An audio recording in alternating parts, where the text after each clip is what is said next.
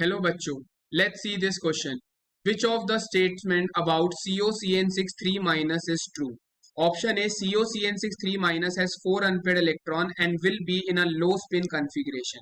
Option B, COCN6 3 minus has 4 unpaired electron and will be in a high spin configuration. Option C says COCN6 3 minus has no unpaired electron and will be in a high spin configuration. And option D says COCN6 3 minus has no unpaired electron and will be in a low spin configuration. अब इस question को समझने के लिए पहले हमें कुछ की कॉन्सेप्ट्स को यहाँ पे ध्यान से समझना पड़ेगा।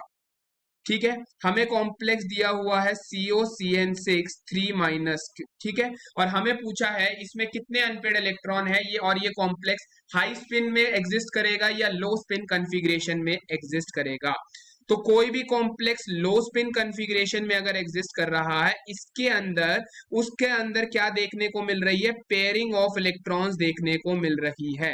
तो जिसका इलेक्ट्रॉन, जिस भी कॉम्प्लेक्स में पेयरिंग ऑफ इलेक्ट्रॉन देखने को मिलेंगे, मतलब जितने अनपेड इलेक्ट्रॉन कम होंगे वो लो स्पिन कॉम्प्लेक्स की फॉर्म में एग्जिस्ट करेगा। एंड हाई स्पिन कॉम्प्लेक्स का मतलब क्या देखने को मिलेगा, जिस कॉम्प्लेक्स के अंदर अनपेयर्ड इलेक्ट्रॉन्स की प्रेजेंस होती है जितनी ज्यादा, वो कॉम्प्लेक्स हमारा हाई स्पिन कॉम्प्लेक्स की कैटेगरी में आता है।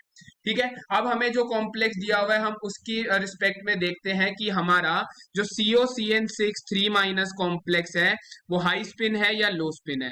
यहाँ पे कोबाल्ट हमारा +3 ऑक्सीडेशन स्टेट में प्रेजेंट है, और कोबाल्ट क्या होता है 3D7 4s2, तो कोबाल्ट +3 क्या हो जाएगा हमारा 3D6 हो जाएगा।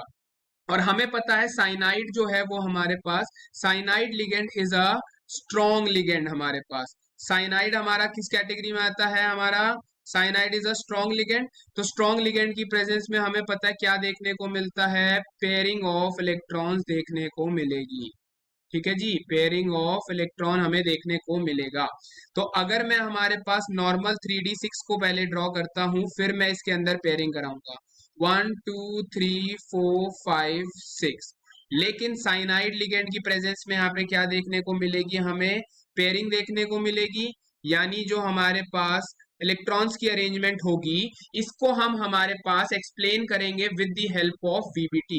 जैसे अभी हम VBT में इसको एक्सप्लेन कर रहे हैं, सेम हम इसको CBT में CFT की मदद से भी एक्सप्लेन करेंगे। यहाँ पे हमारा क्या है, कॉम्प्लेक्स D6 है, और CFT क्या कहती है, ऑक्टाहेड्रल कॉम्प्लेक्स में the higher orbital is the EG orbital and नीचे हमारे पास lower energy will be T2G। तो according to CFT D orbital जो होते हैं in the presence of a ligand they are splitted into two parts, one is the T2G orbital and other is the EG orbital, और ये हमारा क्या होता है, हमारा बेरी सेंटर होता है।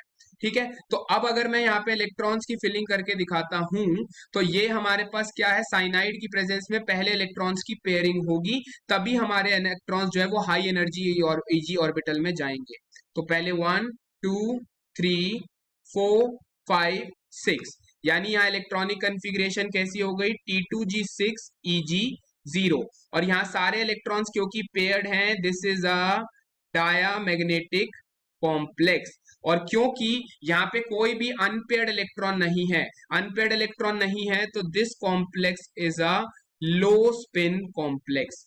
और तो हमारा करेक्ट ऑप्शन क्या हो जाएगा, COCN6 3 minus, it has no unpaired electron and it will be in a low spin configuration, यानी हमारा option D is the correct answer. I hope you understood it well. All the best. Thank you.